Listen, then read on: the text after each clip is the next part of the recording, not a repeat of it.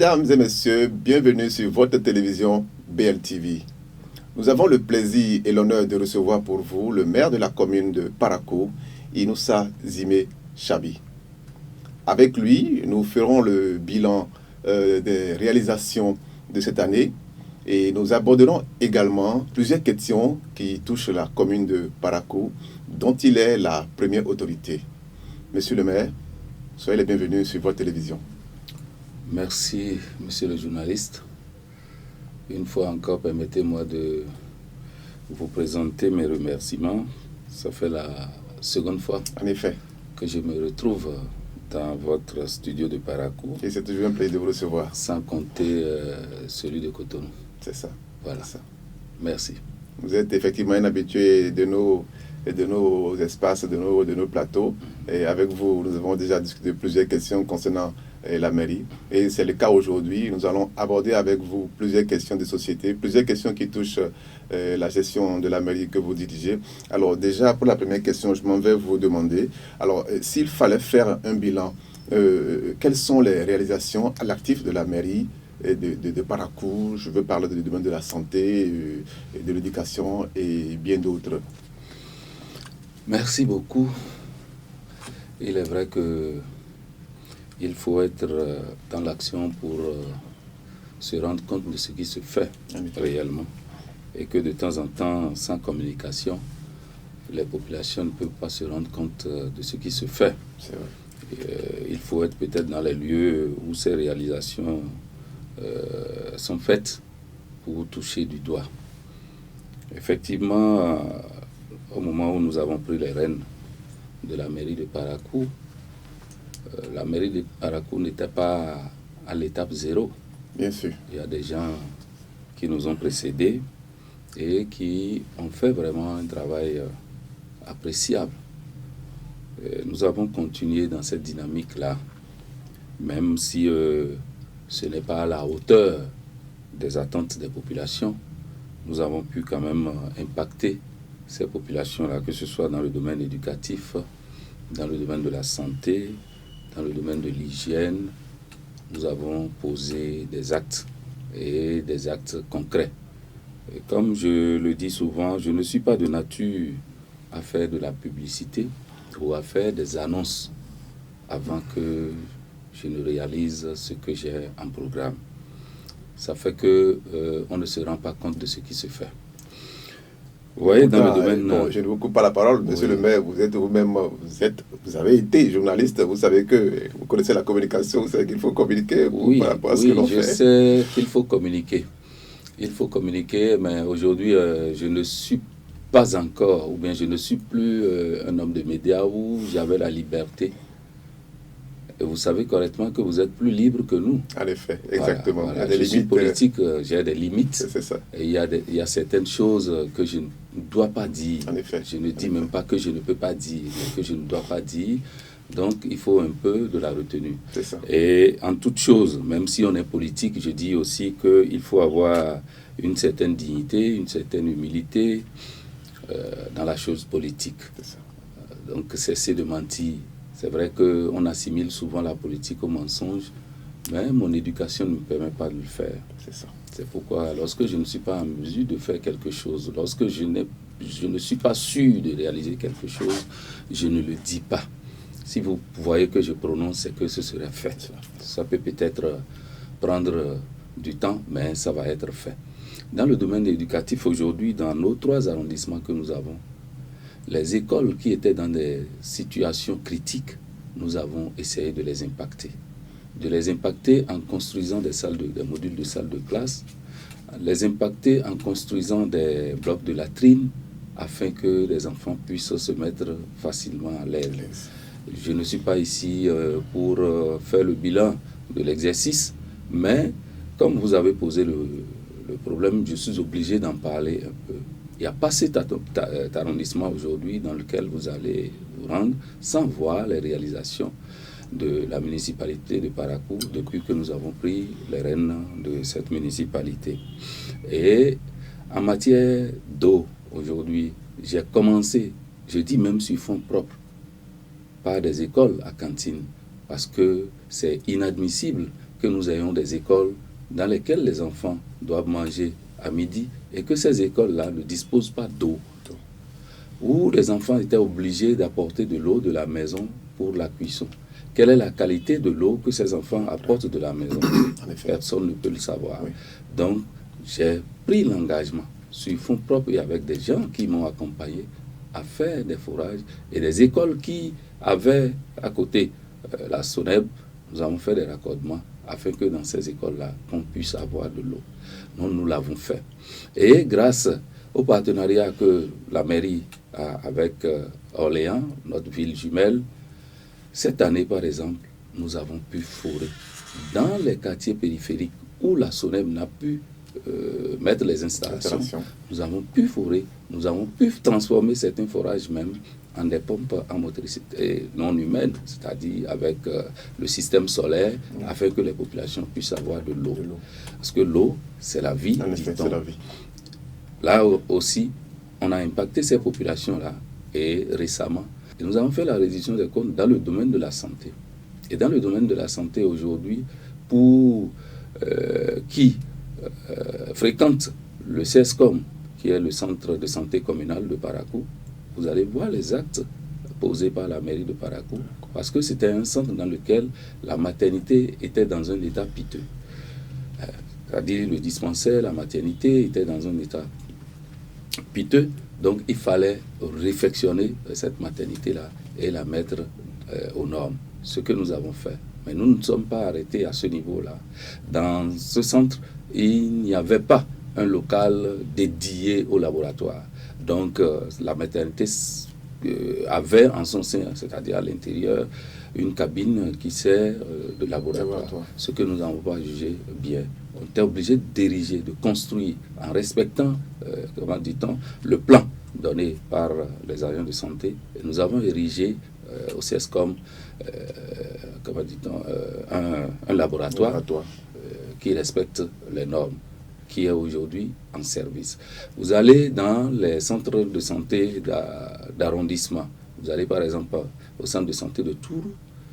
Vous allez voir les impacts de la mairie. Surtout au temps de Covid, on a pris toutes les dispositions afin de respecter la mesure de distanciation. Oui. Pour le faire, il faut quand même créer un cadre pour permettre aux gens d'être plus à l'aise. Nous l'avons fait dans plusieurs centres de santé. Dans les arrondissements, au niveau de nos bureaux d'arrondissement, les gens qui venaient demander des services, à des moments donnés, sont agglutinés. Avec ce mal, il faut quand même créer un cadre pour leur permettre d'être un peu plus à l'aise et de respecter la distanciation. Nous avons construit des paillotes toujours dans le domaine sanitaire. Et pendant cette période-là, que ce soit ce qu'il faut pour tester, ce qu'il faut pour éviter ce mal-là, nous l'avons fait. Nous avons fabriqué, nous avons distribué à nos populations. Tout ça, c'est dans le domaine de la santé. Aujourd'hui, nous avons pris l'engagement de ne plus faire du saupoudrage, comme on le dit, faire un peu ici, faire un peu de l'autre côté. Non. Vous prenez le centre de santé de Gano. Aujourd'hui, il est dans un état vraiment un peu critique, parce que les conditions de vie et de travail des agents de santé comme des malades ne sont pas les meilleures. Nous avons sélectionné ce centre-là pour bénéficier d'une réflexion globale d'un montant de près de 80 millions. Nous allons le faire et d'ici à là, les travaux vont démarrer. Donc dans le domaine de santé aussi, nous avons fait quelque chose. Et aussi l'État lui-même en a fait. Parce qu'aujourd'hui, vous allez au centre hospitalier universitaire. Ce qui a été fait il y a 10 ans, ce n'était pas fait. Aujourd'hui, malgré tout ce qu'on peut reprocher, le centre de santé, le CHUD de Parakou, a connu quand même, a été impacté par le gouvernement du point de vue appareillage, du point de vue construction. Aujourd'hui, avant, pour faire de la dialyse, ce n'était pas aisé. Aujourd'hui, ces machines existent pour permettre de faire de la dialyse. Le scanner qui n'existait pas, et dont on a crié aujourd'hui, en son temps. Aujourd'hui, le CHUD dispose d'un scanner de haute qualité. Bon, Voilà des choses qui se sont réalisées dans le domaine de la santé, dans le domaine éducatif et aussi dans le domaine de l'assainissement. Nous avons tout fait pour mettre aux normes les latrines qui existaient depuis fort. Vous savez, dans les écoles, à un moment donné, tout est abandonné, ils sont délabrés, délabré et tout. Récemment, avec le partenariat Parakou-Orléans, nous avons sélectionné beaucoup d'écoles dans lesquelles nous avons repris toutes ces infrastructures-là afin de les mettre aux normes et de mettre les enfants dans les conditions de travail. Voilà. Bien, monsieur le maire, je ne vous coupe pas la parole, c'est vrai. Tout ce que vous venez de citer sont réalisés dans la commune de Parakou, mais pourtant, les populations continuent toujours de se plaindre, de crier « la mairie ne fait pas ci, la mairie ne fait pas ça, nous n'avons pas de voix ». Et entre ces différentes préoccupations qui sont soulevées par eux, nous avons en particulier, je veux parler du marché de Parakou, de Guéma, et qui est un marché que les populations attendent vivement. Il y a aussi l'hippodrome dont on parle également, les voies, l'éclairage dans certains quartiers. Les populations continuent de se plaindre par rapport à ces différents aspects-là. Alors, que répondez-vous à ces personnes-là qui, malgré tout ce que vous venez de citer, bon, c'est vrai, comme on le dit, et quand il reste à faire, on dit que rien ne fait. Mais qu'est-ce que vous les dites concrètement? Moi, je dirais qu'il faut continuer par faire. Exactement. Si nous disons que rien n'est fait, tout à l'heure, avant de démarrer l'émission, je vous disais que la mairie n'a pas démarré en 2020. En effet, elle existait déjà. Ouais. Donc ça veut dire que les gens avaient fait des choses. Mais c'est une continuité. C'est dans cette continuité-là que nous sommes. C'est vrai, tant qu'il reste à faire, il faut toujours continuer par faire. Et aujourd'hui, que ce soit à Paris comme à Washington, les gens ne se sont pas arrêtés de faire. C'est vrai, c'est vrai. Et nous ne pouvons pas comparer ces villes-là à nos villes ici. Ça veut dire que nous-mêmes, là, nous allons continuer toujours par faire. Alors, on doit se poser la question, à un moment donné, comment font-ils pour être à ce niveau-là? Est-ce que c'est ce que nous faisons pour rattraper le retard? Parce que c'est aussi ça. Une chose est de réclamer, mais une autre est de donner sa contribution. De participer à cela. Que faisons-nous concrètement pour que ces problèmes-là, en 1 an, en 2 ans, 3 ans, soient résolus? Nos pensées ne vont souvent pas là-bas. On attend toujours. Et je sais qu'il y a un adage qui dit de ne pas demander ce que le pays fait pour vous, mais demander ce que vous faites pour le pays. C'est John Kennedy qui l'a dit. John Kennedy qui l'a dit. Alors, cette assertion-là, est-ce que nous la mettons en pratique? Si nous la mettons en pratique, même devant nos domiciles, on ne doit pas y avoir des ordures. Même devant nos domiciles, il ne doit pas avoir des herbes. C'est ça. Ce serait notre participation. Ce minimum-là, nous sommes d'abord incapables de le faire. Mais monsieur le maire, est-ce que quand vous rencontrez vos populations, est-ce que vous essayez de transmettre cette pensée-là, cette manière de voir les choses? De la façon dont je vous parle aujourd'hui, c'est de cette façon que je parle à mes populations. C'est ça. Parce que considérons-nous d'abord en tant que père de famille. Arrivons-nous à régler tous les problèmes de la famille? Pas toujours. Nos enfants que nous avons à la maison, arrivons-nous à satisfaire leurs besoins à 100%? Pas toujours. Alors, pour l'enfant, il n'y a pas plus grand, il n'y a pas plus supérieur que son père. C'est aussi cela au niveau des populations.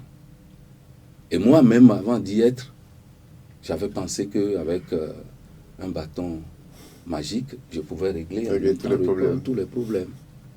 Il a fallu que j'y sois pour me rendre compte que les problèmes sont immenses, mais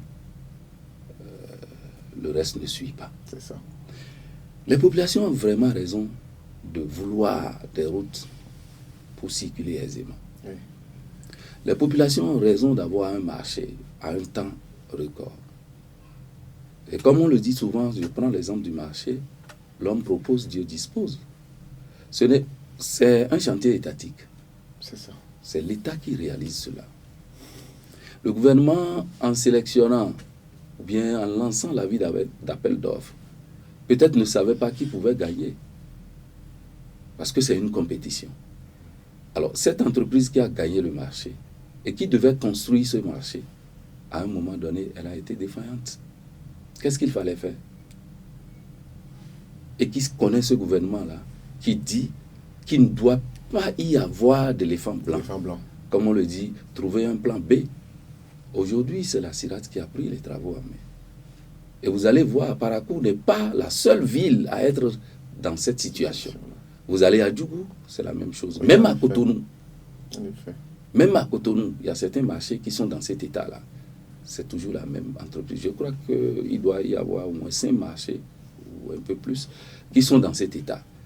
Donc, c'est vrai, pour les populations qui ne savent pas et qui veulent nécessairement comparer avec les marchés qui ont déjà terminé, dont la construction est déjà terminée, ils vont se dire, mais pourquoi chez nous? Oui, mais écoutez, quelque part, il faut leur donner raison parce que quand on prend Parakou, c'est le seul marché que l'État a décidé de construire ici. Oui. Et c'est le seul marché que l'État a bien voulu construire dans cette commune-là. Oui. Et voilà là où en est c'est l'évolution. Oui, donc c'est quand même plus frustrant. Oui, c'est la malchance. C'est la malchance que nous avons eue. Si peut-être que c'était une entreprise qui a peut-être fini les travaux à Cotonou, qui était sélectionné à Parakou, peut-être qu'on aurait déjà oublié ce marché-là. Donc, c'est aussi notre chance. Ceux de Djougou, on dit pourquoi? C'est Djougou. Même à Cotonou, certains diront, mais dans d'autres quartiers, les gens ont déjà fini, on attend à y intégrer. Pourquoi chez nous, ça traîne encore? Et aujourd'hui, nous sommes en train de dire, à quand la finition de ce marché? D'autres sont en train de penser autrement. On a fini. Et depuis là, c'est fermé. C'est quoi? Si on ne voulait pas qu'on y intègre, qu'on ne construise pas. Voilà, les problèmes sont différents d'un lieu à un autre. Et nous pensons très bien, parce que ça a été dit à plusieurs reprises, que ce marché-là ne sera pas un éléphant blanc. Il ira à son terme. Et aujourd'hui, pour ceux qui ne savent pas, ils ne pensent pas que les gens sont en train de travailler. Il faut s'y rendre à l'intérieur pour voir que réellement à l'intérieur, ils sont en train de travailler sérieusement. Le bout du tunnel n'est pas très loin. Et je profite pour vous dire, ce ne serait pas le seul marché. Vous l'avez dit tout à l'heure. Nous avons bénéficié d'une deuxième phase de construction de ce marché encore à côté. Ah oui. En plus de cela, il y aura un autogare. C'est ça. Un autogare performant, comme quelque chose qui a été sinon même plus joli que ce qui est construit à Boycon, oui. Avec toutes les commodités possibles à cet endroit. Et tout ça est prévu. On nous l'a déjà présenté. Donc, c'est vrai. On dit souvent, lorsque quelqu'un est ligoté, il ne se rend pas compte que d'autres sont en train de négocier pour pour qu'on puisse le libérer. C'est aussi ça au niveau de nos populations. Beaucoup de choses sont en train d'être faites et d'ici à là, nous aurons les résultats. Oui, mais concernant les routes, je reviens.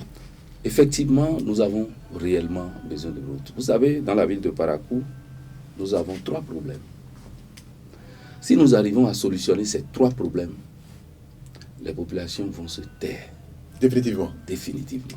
Dites-nous, quels sont ces problèmes-là? Ça, c'est sûr que les populations attendent ça. Et je l'ai toujours martelé, et à chaque rencontre, je le dis toujours. 1. La population a besoin d'une mobilité aisée, c'est-à-dire les routes. Que les routes soient praticables dans la commune de Parakou. Le deuxième problème, c'est le problème électrique. Aujourd'hui, même en pleine ville, il y a des zones dans lesquelles l'extension du courant électrique n'y est pas du tout. Les populations ont besoin de l'énergie électrique. Le troisième problème, c'est l'eau. C'est vrai. Le gouvernement a fait un effort pour mettre en place une usine de production d'eau qui ne tourne même pas à sa capacité. Encore. Et c'est la plus grande usine construite au Bénin. En matière de traitement d'eau. La plus grande du Bénin. La plus grande du Bénin, je vous dis, en matière de traitement d'eau. Mais il nous faut des canalisations. C'est ça. Il nous faut étendre partout. Il y a eu une première phase qui a permis quand même de résorber un tant soit peu de problèmes. Mais il en existe encore. C'est pour cette raison que nous avons bénéficié encore d'une deuxième phase dont le lancement a eu lieu il y a 2 mois, sinon il y a 1 mois et demi. Et les travaux, les études ont déjà démarré. D'ici à là, les travaux vont démarrer pour satisfaire. Je vous assure, monsieur le journaliste, si nos rues sont praticables, si nous avons de l'énergie électrique, qui dit énergie électrique dit, comment dit-on, éclairage public. Qui dit énergie électrique dit raccordement dans les maisons. Oui. Si nous réglons ce second problème et que nous avons de l'eau, même les entreprises vont s'installer un peu partout. Je vous dis, les populations pour se taire. Oui, l'insécurité va également diminuer parce que c'est un peu lié. Mais par rapport à l'énergie, récemment, le gouvernement a inauguré la centrale de, je crois c'est... Oui, la centrale de Ganon. De Ganon, voilà. Oui, mais il faudrait dire que cette centrale qui a été inaugurée n'est pas une centrale uniquement pour Parakou. Ah. C'est pour pratiquement tout le septentrion, parce qu'on y met la production dans la grande masse, dans le circuit, pour permettre de régler des problèmes. Seulement que la ville de Parakou bénéficie, je crois, de 11 projets d'extension. Je dis bien 11, dans 11 quartiers différents. Les travaux ont déjà démarré. À la suite, je vais vous donner quelques quartiers dans lesquels les travaux ont déjà démarré. Et nous pensons que, c'est vrai qu'on ne peut pas le faire d'un seul trait. Nous n'avons pas 11 quartiers à Parakou, nous avons 58 quartiers. Si déjà nous pouvons sortir 11 de l'obscurité, ce serait un pas. Bon, avec les prochains projets, peut-être, on peut encore voir ce que l'État va faire. C'est ça. Voilà ce que je peux dire en matière d'éclairage aussi public. Vous avez soulevé le problème, c'est vrai. Lorsque nous avons pris fonction, on a fait le point. Lorsque nous avons fait le point, on a priorisé certains axes qui sont d'une mobilité vraiment très croissante, très élevée, où il fallait mettre à jour tout ce que nous avons comme éclairage public. Ce que nous avons fait. Mais je vous assure, ça n'a pas duré un semestre. Qu'est-ce qui s'est passé? Voilà. Ce qui s'est passé, c'est l'incivisme de ceux qui réclament.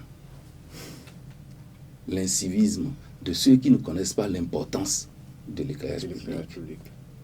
L'incivisme de ceux qui se disent « moi d'abord » avant les autres. Comment pouvez-vous comprendre des individus qui vont pour, comment dit-on, une ligne d'éclairage se permettre la nuit de creuser et de tirer tout le fil, parce que ce fil-là dispose du cuivre. Et aujourd'hui, c'est ça un peu partout. Allons-nous continuer par impacter les mêmes endroits et à chaque fois?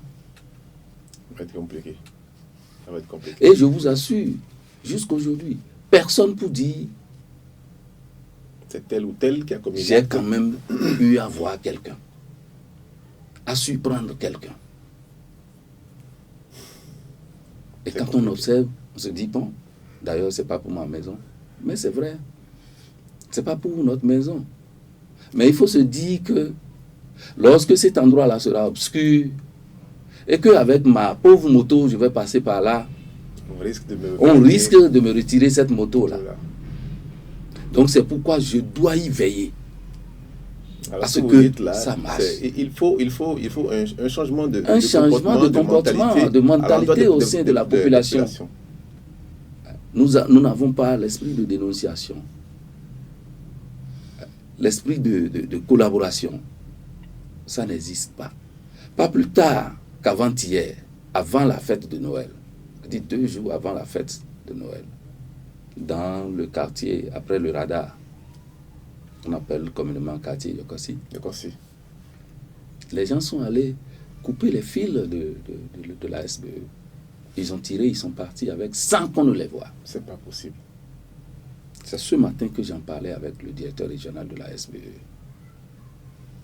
Il est allé jusqu'à me dire, monsieur le maire, si la sécurité, si la mairie et nous-mêmes, nous ne nous tenons pas la main, nous serons obligés de vous laisser à votre sort. Et les populations risquent de rester dans l'obscurité. Et c'est dommage. C'est dommage. Et ils vont continuer toujours pas à crier. Pas crier. Qu'il y a tel ou tel problème Il y à a régler. pas crier. Là encore, on peut dire que c'est la périphérie de la ville. En pleine ville, au quartier Pébier, il y a une buvette dont je ne fais pas la publicité, 226, en face. Les lignes de la SBE, des gens montent. En pleine ville, En là pleine ville, là. On monte et on sectionne. C'est pas possible. Et on tire, on s'en va. Un lieu qui s'anime 24 heures sur 24. 24, effectivement. Sans qu'on ne retrouve ceux-là. Mais le maire doit-il circuler 24 heures sur 24 heures dans tous les quartiers, et même s'il doit le faire dans combien de quartiers sur les 58? C'est pas son rôle d'ailleurs. C'est pas son rôle d'ailleurs. Il faut un accompagnement. Monsieur le maire, ok. Alors, je comprends votre difficulté, je comprends la situation dans laquelle vous êtes, mais comme vous le savez bien, les populations sont telles qu'elles sont et elles vont continuer toujours de réclamer. Il y a aussi la situation de l'hippodrome que beaucoup posent comme situation. Oui, voilà une infrastructure qui a démarré, mais qui est restée comme ça jusqu'à aujourd'hui. Qu'est-ce qu'il en est selon vous? C'est vrai. C'est une idée de la mandature passée. C'est ça. Et une idée vraiment géniale. Qui sait que Parakou est une ville de cheval, donc cette infrastructure allait permettre quand même à ceux que nous avons ici, qui ont l'amour du cheval, de pouvoir se distraire et pourquoi pas même faire des compétitions à cet endroit-là. C'est dans ce cadre-là que ce projet a été initié et soutenu d'une part par la Loterie nationale du Bénin, qui, vous savez correctement, avec les jeux de PMU et autres, s'est intéressé à ce projet et qui a même pris un engagement financier dans ce sens-là et qui a joint l'acte à la parole, comme on le dit, avec une avance de démarrage pour les travaux. Et la mairie elle-même avait pris l'engagement de mettre à disposition le foncier. Ce que la mairie a fait. Effectivement, les travaux ont démarré jusqu'à un niveau donné. Bon, avant que nous ne venions, il y a eu un petit problème avec l'arrêt de ce chantier-là. Mais depuis ce moment-là, comme on le dit, c'est vrai, c'est un projet qui a démarré, mais les priorités, parce que comme le projet a été abandonné depuis un moment donné, aujourd'hui, il y a certaines réalisations qui ne sont plus à l'étape, à l'étape initiale. Donc, il fallait quand même tout reprendre. Et quand on évalue un peu, et pour tous ceux qui crient, disant que la loterie a financé, c'était une partie que la loterie elle-même elle a donnée. Même récemment, elle a écrit pour savoir. Et elle a diligenté une commission pour venir voir ce qui a été réalisé, à quel niveau ça a été réalisé. Et par rapport à la contrepartie qui reste, ce qu'il faut faire pour que cette contrepartie puisse venir, afin que la mairie elle-même, outre les infrastructures, c'est-à-dire le foncier mis à disposition, la contrepartie de la mairie aussi puisse venir afin que que l'infrastructure soit réalisée. Mais bon, vous connaissez nos populations, vous connaissez, et à des moments donnés, c'est comme si le maire qui est là ne veut pas en faire une priorité. Mais j'ai bien envie de faire une priorité. Mais quand je vois les problèmes qui existent entre cela, divertissement, et les problèmes cruciaux, il n'y a pas de salle de classe ici. Les enfants sont à même le sol. Les enfants sont sous les arbres pour étudier. Vous voyez, forcément il faut pouvoir quand même faire une priorisation et voir où est-ce qu'il faut d'abord aller. Donc c'est cela. Même par rapport aux routes, j'ai bien envie, tout au début, j'ai mis certaines machines dans les rues pour aller les gratter. Oui. Mais je vous assure, c'est un travail ingrat. Si je vous dis c'est un travail ingrat, si on vous dit pour une rue de 500 mètres ou d'1 kilomètre, la mettre à jour afin que les gens puissent circuler normalement, si on vous dit l'investissement à réaliser sur cette route-là, c'est colossal. C'est colossal. Ça peut construire une salle de classe. Or, il faut seulement 1, 2, 3 pluies pour que ça se dégrade encore. Ça se dégrade encore. Mais les populations elles-mêmes finiront par vous dire, monsieur le maire, notre argent là, vous mettez ça où? Effectivement. Alors que quand je vais construire un module de classe, c'est pour 10 ans, c'est pour 15 ans, c'est pour 20 ans. Il y a même des modules de classe dans lesquels moi-même j'ai fréquenté et qui sont toujours en état.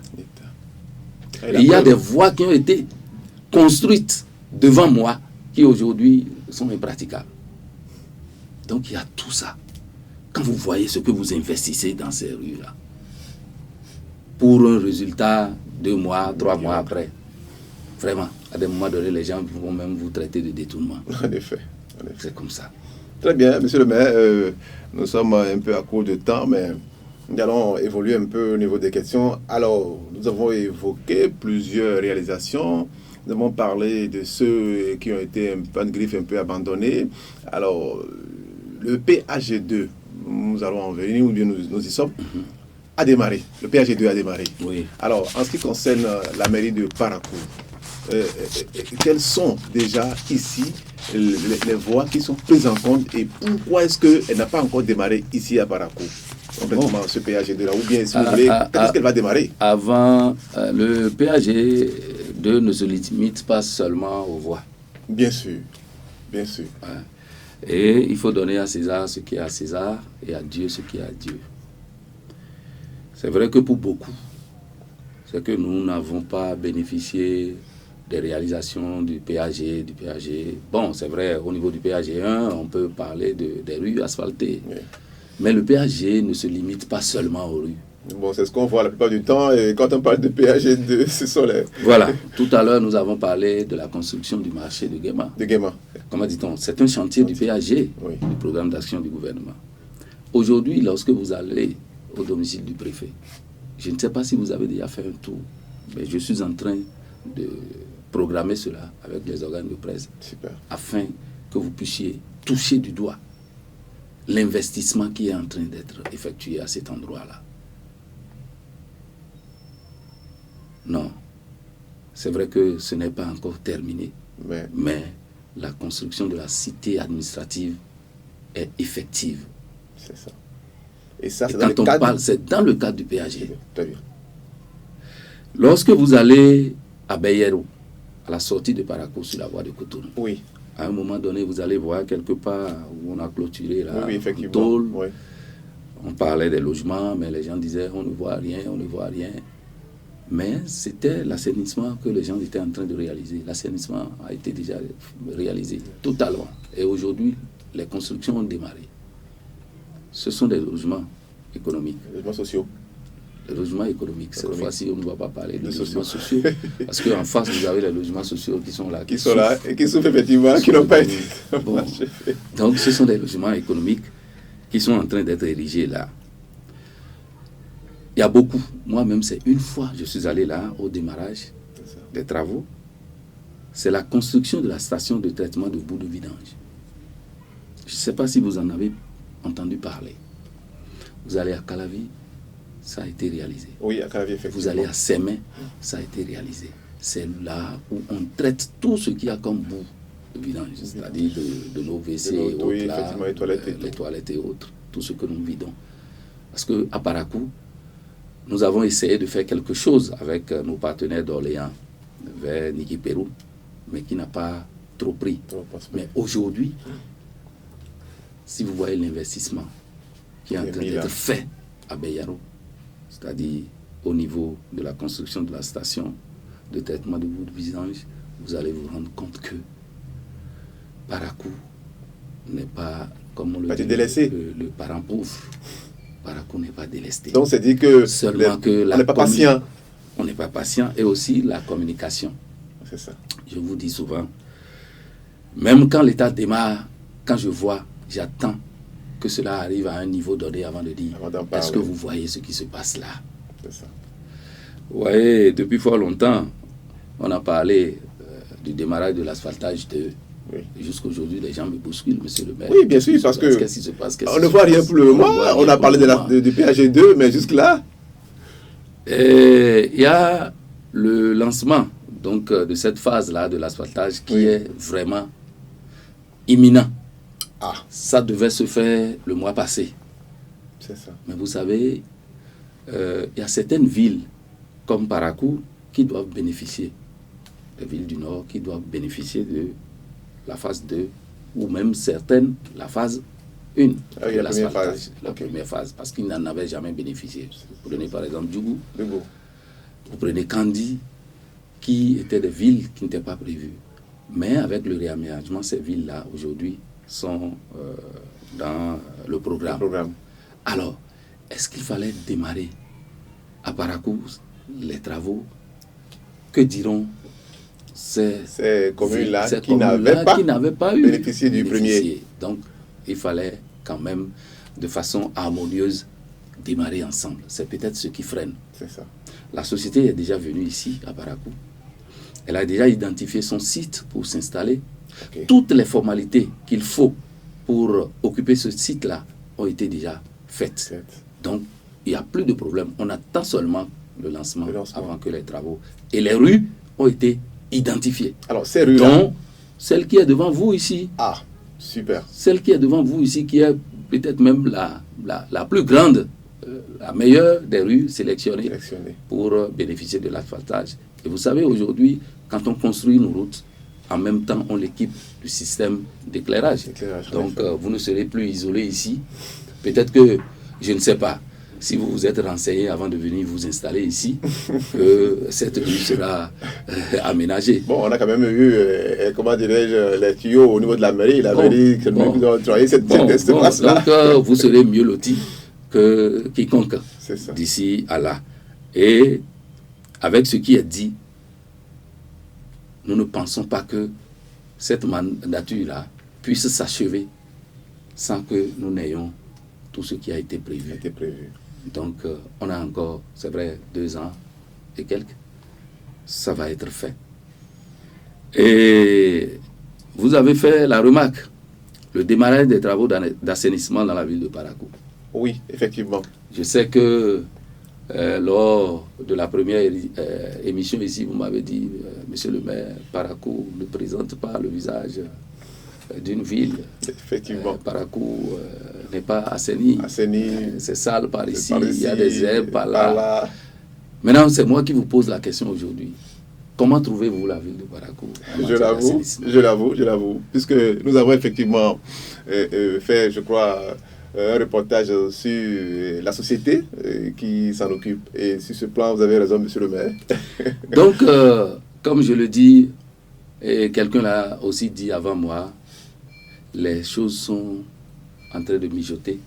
Et quand ça mijote, il faut avoir un tout petit peu de patience. Personne ne pouvait imaginer. Et je vous dis que le gouvernement a même fait des jaloux. C'est ça. Des jaloux parce que nous ne sommes pas la seule commune du Nord. Pourquoi c'est Parakou qui a bénéficié de cette intervention-là de la RGDS? C'est vrai que le maire ne s'est pas tu. Et à chaque fois, je faisais tout ce qu'il faut. J'enquiquinais même à des moments donnés le ministre du cadre de vie. Même par rapport aux routes, j'ai enquiquiné. C'est normal, c'est le maire.